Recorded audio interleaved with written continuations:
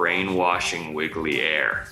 All I want to do is get inside your head. You know, I rush out of the shower, I slip out completely naked, slide across the floor, grab my phone, and then hit that voice notes app. We're not supposed to be packed into rooms and sit there for hours like farm animals. At that point, I was lost.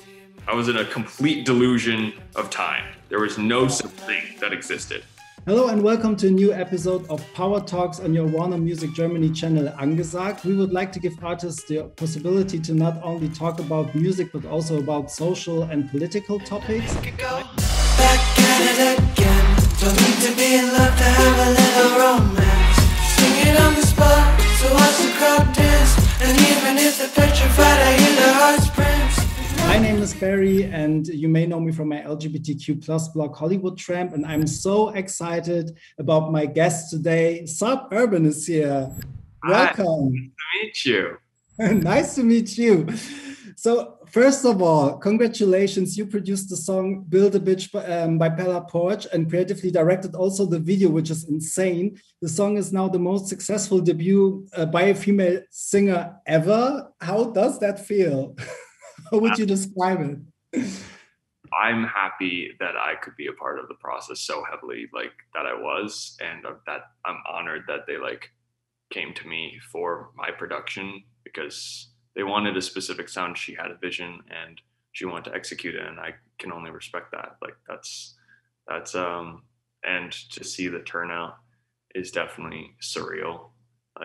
Because I've only had so much exposure to the mainstream from my own work, and have this sort of spaceship, crazy. It's just so crazy. Last year, 2020, was such an unexpected year for basically everyone. How did that pull you out of what you were doing? How did that affect your life last year? It definitely ruined my tours. That I had some really nice support tours going for a few big artists, one of them being Melanie Martinez, who aesthetically is in a very similar world as me.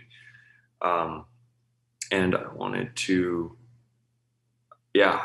to experience those tours. But at the same time, I'm relieved because I don't feel like I was ready for I don't really feel like you're ever really ready for your first tour. It depends on who you are, but I didn't want to up and leave for 2 to 3 months. I definitely just wanted to stay home and have a moment in time. I literally just was hoping, I really hope this tour somehow gets canceled, and somehow I have the ability to play video games with my friends back home, because I kind of was missing that. The whole year was so jam-packed and so busy to the point where I just kind of was missing out on my old life. And my old life was very, very unexciting and introverted, but it still included these finite activities that I could not experience during that busy time period. But regardless, I'm going to try to make that up to myself because it definitely hurt the promotion of the EP. I was gonna work those songs. And I couldn't film a music video for a whole year. It really was annoying, but I was used to waiting. I was also used to living within my house, and not going outside for I used to be a shut-in when I was a teenager. So I was prepared mentally for everything, but it also gave me a lot of good time to reflect on myself. What better thing to do during quarantine besides overthink your entire life away? Writing music in general is such a personal form of expression. So when it comes to lyrics and putting music together, how do you work? Do you start with music? Do you start with lyrics? Do you have a special story that you want to tell? I definitely I used to start with lyrics sometimes. But most of the time it comes with a melody. I'll be sitting in my shower. I'll not sitting, but standing in my shower. I'll be just humming something, and if usually I'm just humming like the whole time or singing the whole time, and eventually, or beatboxing the whole time. And eventually I come across something that I like. And, you know, I rush out of the shower, I slip out completely naked, slide across the floor, cross like 3 rooms over, grab my phone, and then hit that voice notes app. And I'm incredibly cold by this point. And then I record it, put it down, go back to my shower. I'm like, oh, wow. This is a really good idea to add on top of that. There could be an A-B section, or then fucking run out of the shower again. And then most of the time, oddly, my melodies and like ideas come to me when I'm like at my most relaxed. Like it'll be 5 a.m. I'm trying to fall asleep, because naturally you do that when it's 5 a.m. And I'll just come up with a whole song while I'm like practically entering sleep, and I have to find that like feeling like mentally, like, is this idea good enough to go to my voice notes? If it's not, I fall asleep and that idea is never heard again. Yeah. If it's a good idea, I'm like, oh, fine. And then I get up and grab my phone, do the whole thing. Artists, when they produce an album, they don't do any interviews, any press. They try not to tour. They're really focusing on one thing because it's so much work, right? No, I definitely struggle with that. I definitely. Yeah. I have the worst like ADD possible, and I've even came to like recently. I've been on and trying new things. Obviously, the default: get up, go on walks, or like get up earlier, go on walks. But like even that like isn't enough sometimes. I'll go into my studio, and then I'll go on my phone for like 2 hours, and I'll leave, realize what happened, realize I was tricked by the algorithms, and then go outside, contemplate, come back, get literally nothing done that whole day. And I'll do that for a few days while making like slight progress within the music. And then it's just so tedious. And I've really been trying to figure out how to best like suit my approach. But definitely, like, again, COVID helped, because that sort of period that you're talking about where you don't do anything and you don't talk to anyone and you don't tour allowed me to focus. But it was like such a stretched span that it perfectly fit me, because I had time to procrastinate my entire life away. So in recent years, it seems like more and more artists are speaking about mental health and other issues. Do you feel like changing also your audience, your fan base? Do they share their mental health stories with you, or do they respond to all those topics? Yeah, they absolutely respond to all those topics. I definitely feel like I draw on that sort of crowd. But it's like, I draw on that crowd when I was in middle school. I would have all the I'd be sitting at the table, and I mean, it's just such a weird crowd. Like so many kids with depression, kids on the spectrum, like, and I got along with them all really, really well. Like I myself struggled with social cues for a long time, struggled with a lot of chemical imbalances, and just kind of summed it up to neurological diversity at that point. But like, it was definitely a struggle being in school, definitely, because it just feels like a machine. School is definitely not a natural approach to education, in my opinion. But it definitely allowed me to realize the sort of like, a lot of my music is definitely based on a lot of the stimuli I had in back in school, like with anime and video games and movies. I definitely pick and choose like certain like vibes. That tinker bop sort of complex is like definitely something that I was very present within that community. They were all just weeaboos. They were all weeaboos, and they were all. It was just like, it's funny to see how I draw on a crowd that reminds me of my old friends, and I've like kind of progressed mentally. I feel like I'm not as socially immature anymore, and I understand social cues finally, like compared to things are hard up to like 2 years ago. I didn't really have like the outside exposure to like friend groups. And I like had one best friend, maybe a few best friends. Like it all changed after like elementary school because I had like usually like two consistent friends. Then I just like lost everything in every time I like came to a new school, and it was frustrating. Mostly the most consistent thing was having friends on the internet, and that definitely like helped me. I was so certain at a very young age, and this usually doesn't happen because I still have friends who are in college and have no idea what they want to do. But I was so certain that I wanted to do something artistically at the age of 6. Up until I became a teenager, I realized, wow, I really like music because I was exposed to the internet side of music, which was a very EDM based, very internet, do it yourself, like on a laptop. I was like, this is possible. I can do this. And once I had a taste of it, I realized that school was futile. I knew exactly what I wanted to do, and I was so certain of my abilities. Even if my music sounded like shit, I knew that I would eventually like progress to a point where I would be able to make money from this, and sustain myself. But every moment that I was in school, it just felt pointless. I was literally wasting my life away. And a lot of kids aren't fortunate enough to have parents who will put up with you dropping out. I was lucky enough to have both my parents accepted it. My mother definitely took it harder and tried to make me go back to school. There was a lot of fighting, a lot of aggression. And realistically, the only way I got to drop out of school was by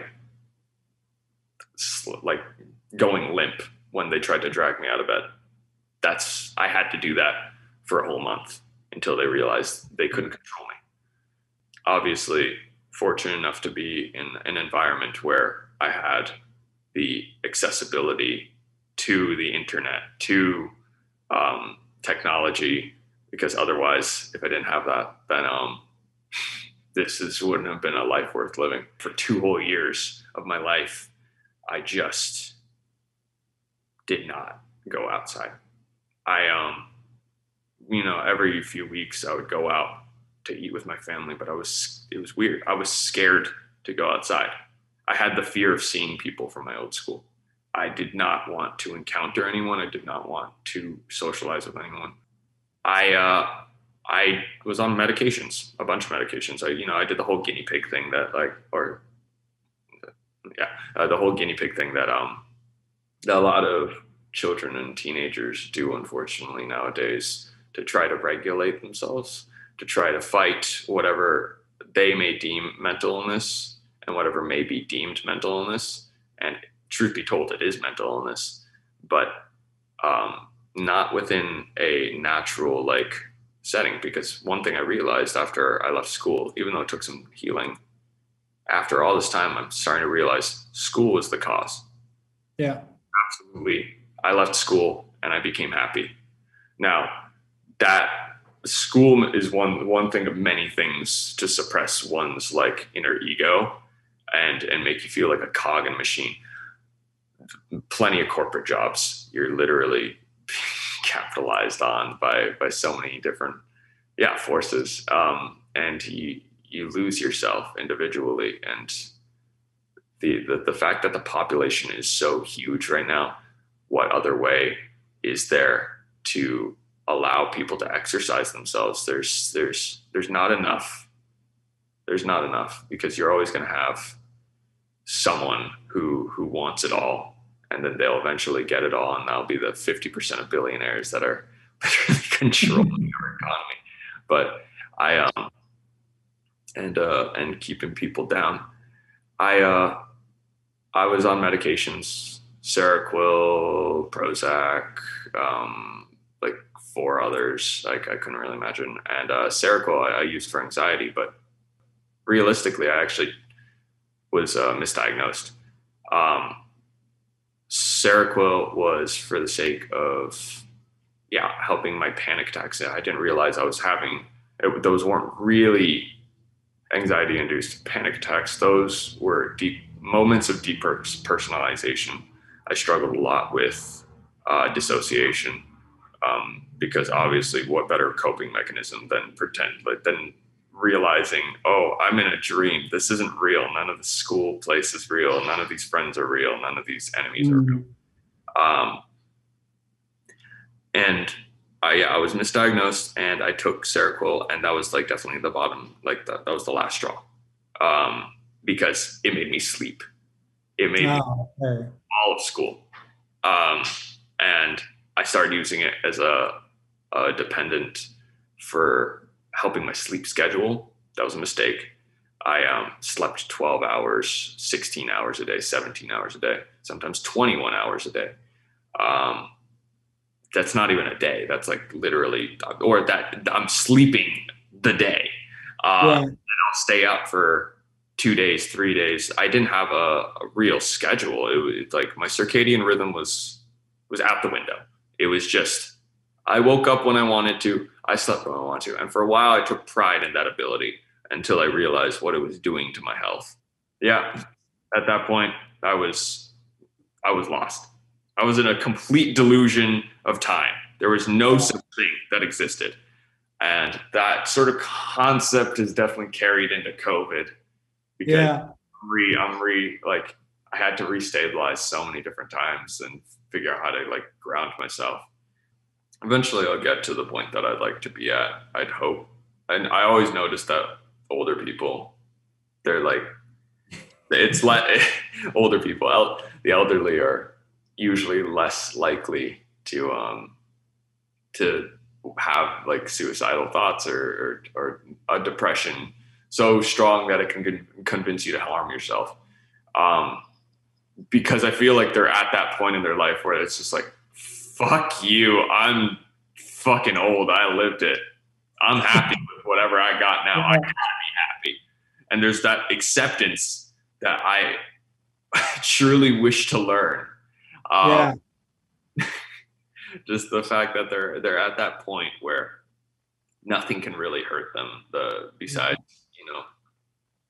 But you know what? It's great. I mean, it's so important that you are sharing your story, because when I was young, I hated school too, and I needed some. Everyone does.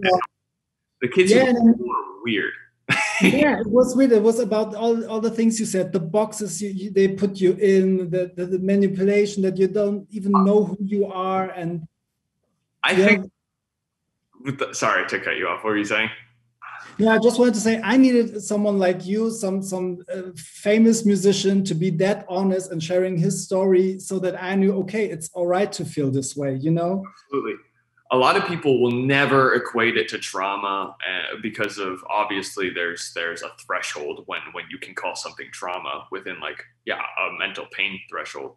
But people who take the idea for granted that the most common nightmare that we have is in school. Yeah. Why does that exist? In a way, it is trauma.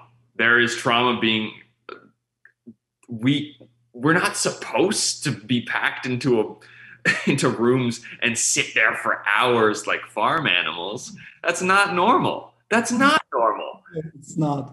Imagine being a parent, and really put this into perspective. Imagine spending 9 months giving birth to this is not a baby girl, baby boy, and being like, in 3 years, I'm going to give you to a stranger, and that stranger is going to literally educate you and develop your brain into an adult for 8 hours of the day, sometimes 9.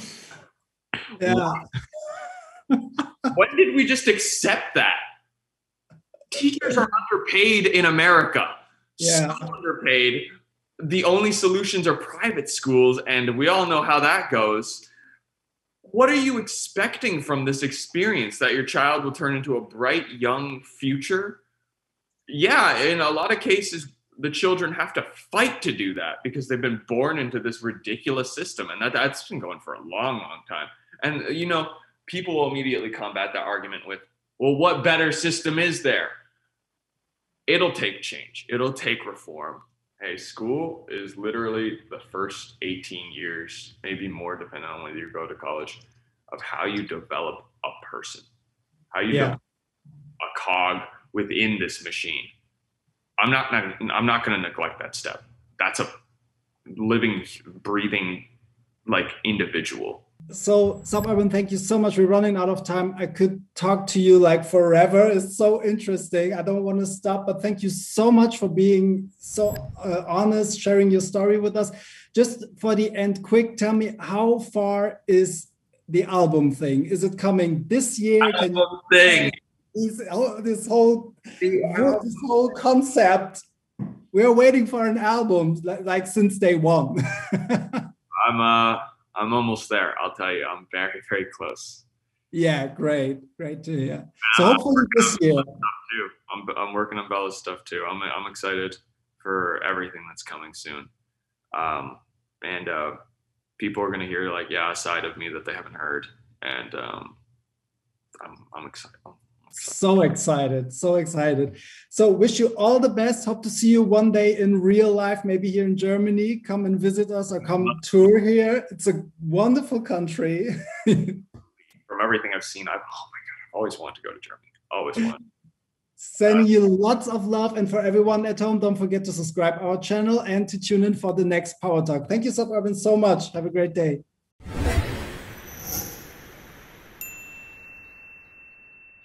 Can't get enough? Still want more? Subscribe our channel. To make it go back at it again. Don't need to be in love to have a little romance. Sing it on the spot, so watch the crowd dance. And even if the petrified, I hear the heart's prints. Rockin'